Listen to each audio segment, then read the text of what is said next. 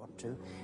I believe that it is a liberating thing to free yourself from primitive superstition. So religion is a primitive superstition? Oh, I think it is, yes.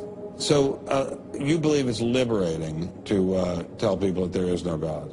I think a lot of people, when they give up God, feel a great sense of release and freedom. Why do you think that? I mean, what's your dad? What's your scientist? What's your dad? I think, well, I've had a lot of letters saying that. And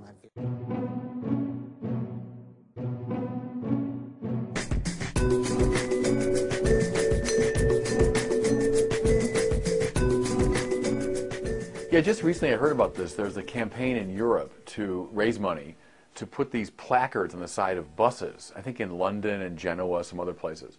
And the placards say, "There's probably no God, so stop worrying and enjoy your life." and there's versions of that, like, relax, there's no God, don't worry about it. Well, here strikes me, it's another example, of course, of this campaign, this steady campaign of the new atheism against religion in general, but Christianity in particular.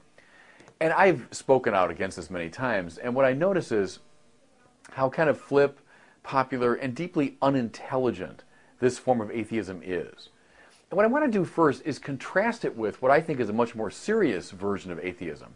Go back to the mid-20th century and the work of the existentialists, Jean-Paul Sartre and Albert Camus and others. Well, they disbelieved in God. I mean, they argued strongly against the existence of God, but they were more serious about it. They weren't just playing at atheism. They saw to the bottom of it. They knew that we have in us a deep desire for fulfillment, truth, goodness, justice. In other words, for God. But since there is no God, then, as Sartre said, la vie est absurde. Life is absurd. Life is meaningless. They knew that there's a tension between our desire for God and God's non-existence.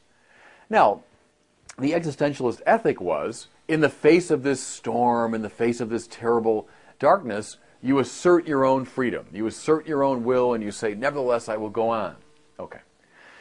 Now, I don't think for a minute they're right about the non-existence of God, but at least the existentialists were serious about their atheism. They saw the implications of it. I think what we see now in a lot of the new atheism is a kind of frivolous or superficial or childish atheism, a kind of playing at atheism.